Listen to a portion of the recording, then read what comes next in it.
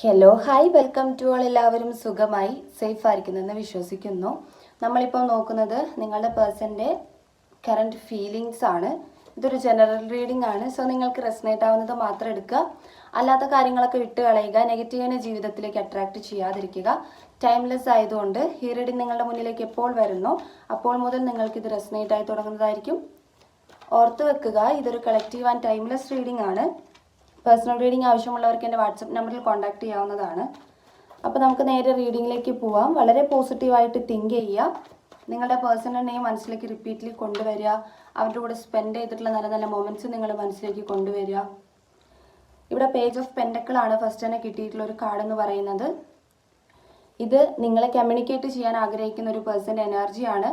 നിങ്ങൾ തമ്മിൽ no contact സിറ്റുവേഷനോ അല്ലെങ്കിൽ ലെസ് കോണ്ടാക്റ്റോ അങ്ങനെ എന്തെങ്കിലും ഉണ്ടെങ്കിൽ നിങ്ങളിലേക്കൊരു ഇൻഫർമേഷൻ തരണം, നിങ്ങൾക്ക് ഒരു കോണ്ടാക്റ്റ് തരണം.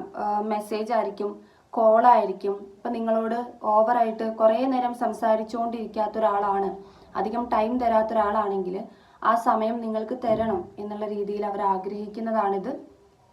അവർ നല്ല രീതിക്ക് നിങ്ങളുമായിട്ടുള്ളൊരു കമ്മ്യൂണിക്കേഷൻ ആഗ്രഹിക്കുന്നുണ്ട്.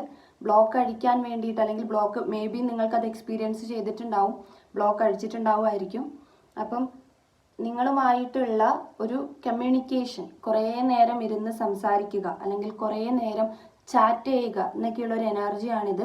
സോ അവർ വളരെ ഡീപ്പായിട്ട് ആഗ്രഹിക്കുന്നു എന്നുള്ളതാണ്. മേ ബി അതിന് പ്രൊസീഡ് ചെയ്തിട്ടുണ്ടാവാം അവർ.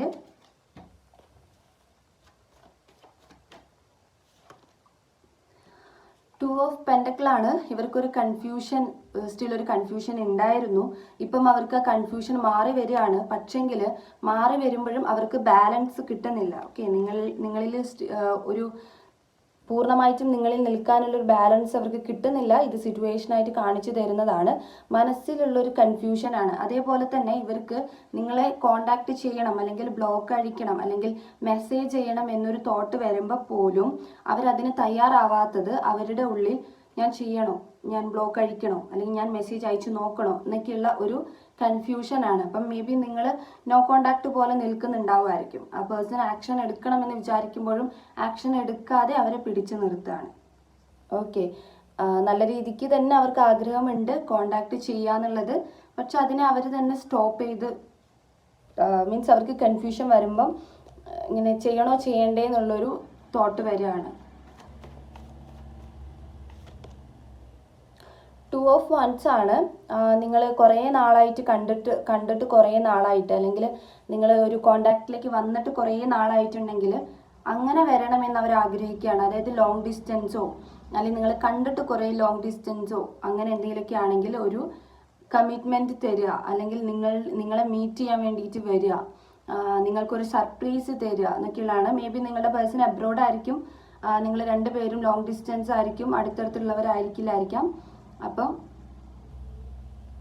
കാണാനൊക്കെയുള്ള ഒരു ബുദ്ധിമുട്ട്, അപ്പം അതൊക്കെ അങ്ങനെ കാണണം, നിങ്ങളുടെ കൂടെ ഒരു ടൈം തരാൻ വേണ്ടിയിട്ടുള്ള ഒരു ആഗ്രഹമാണിത്.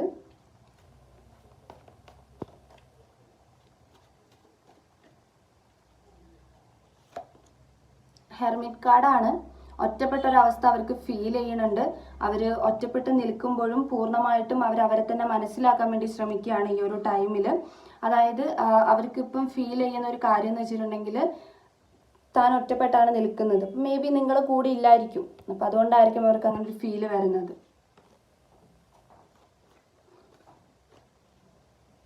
ആ ഒറ്റപ്പെട്ട അവസ്ഥ അവർ അനുഭവിക്കുന്ന സമയത്ത് അവർക്ക് നിങ്ങളുടെ പ്രസൻസ് വേണം എന്നുള്ളൊരു തോന്നൽ വരികയാണ്.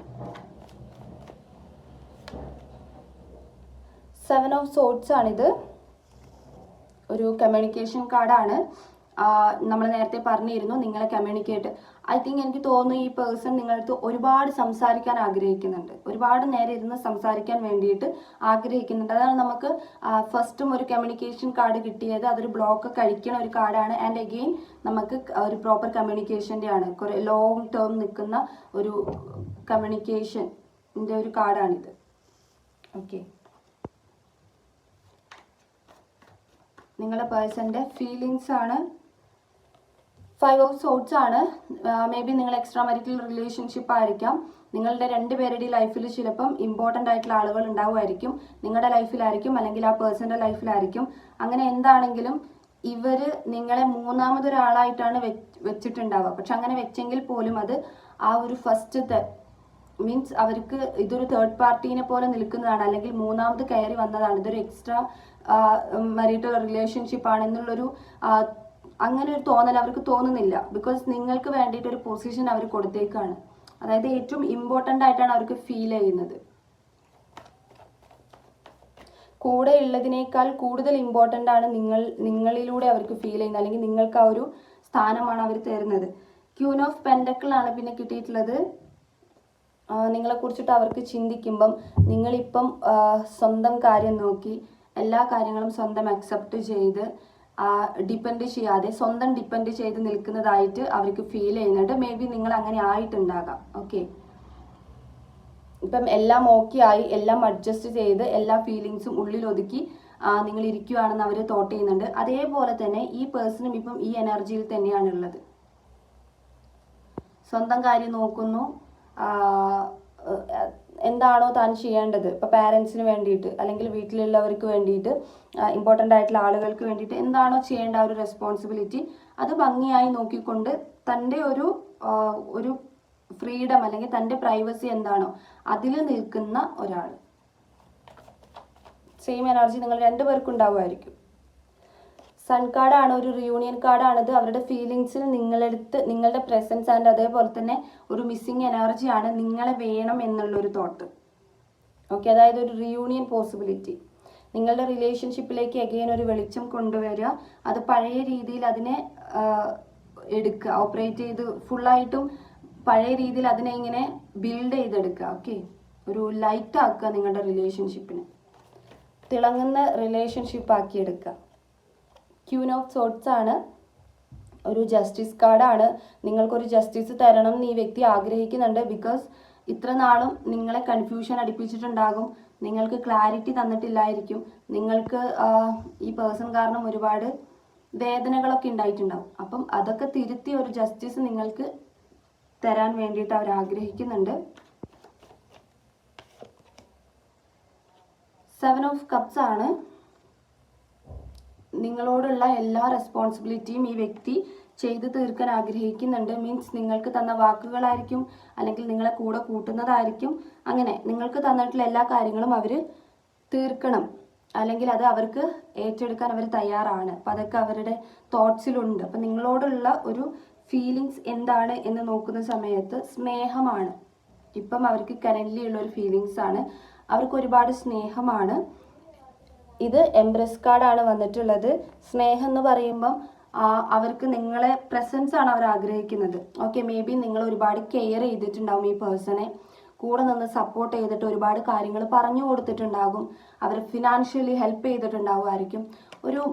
ഒരു മദർ എങ്ങനെ ഒരാളെ നോക്കും അതുപോലെ നിങ്ങൾ അവരെ കെയർ ചെയ്തിട്ടുണ്ടാവുമായിരിക്കും. അപ്പോൾ ആ പേഴ്സൺ ഇങ്ങനെ ഒറ്റയ്ക്ക് ഇരിക്കുന്ന സമയത്ത്, അല്ലെങ്കിൽ ഇപ്പോൾ അവരാണ് തെറ്റ് ചെയ്തെങ്കിൽ പോലും അവർക്ക് നിങ്ങളുടെ പ്രസൻസ് വേണം.